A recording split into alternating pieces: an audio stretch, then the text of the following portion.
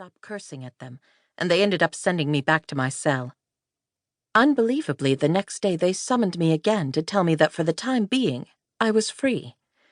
They kept my address book and said I'd hear from them soon. As the Gestapo had learned, Desroches refused to be intimidated by anyone.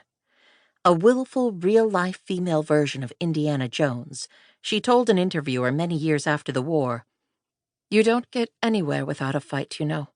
I never looked for the fight. If I became a brawler, it was out of necessity." When Christiane Desroches was little more than a toddler, her paternal grandfather had hoisted her on his shoulders and taken her to see the obelisk of Luxor, the pink granite monolith that looms over the vast Place de la Concorde in Paris. At that moment, her lifelong love affair with ancient Egypt began. In later visits to the obelisk, her grandfather told her a bit about its history.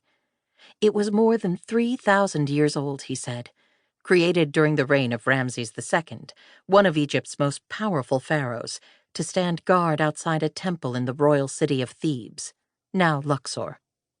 In 1833, Egypt's viceroy had presented it to the King of France to mark France's close attachment to Egypt and its fabled ancient history, an association dating back to a military expedition led by Napoleon Bonaparte in 1798.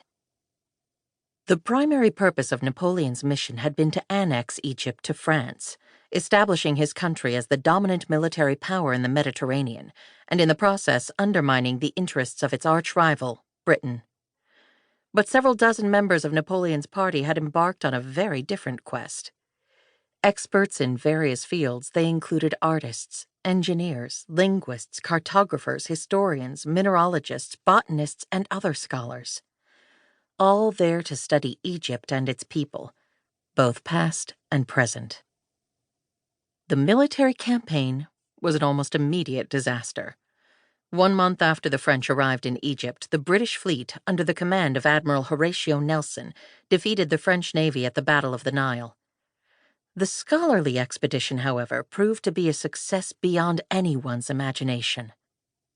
Its greatest triumph was to introduce France and the rest of the West to a complex, vibrant civilization that predated both the Romans and the Greeks. After their return to France, the scholars wrote more than a dozen books overflowing with engravings of the pyramids, obelisks, temples, sphinxes, colossal statues, and a multitude of other antiquities they had encountered during their stay in Egypt. In doing so, they revealed an exotic, mysterious land rarely before glimpsed by the outside world. The oldest nation-state in history, Egypt had been welded into a single country more than 3,200 years before the birth of Christ. Despite extended periods of internal strife and foreign attacks, it remained under the rule of a series of pharaohs, encompassing 32 dynasties, until its conquest by the Romans in 30 BC.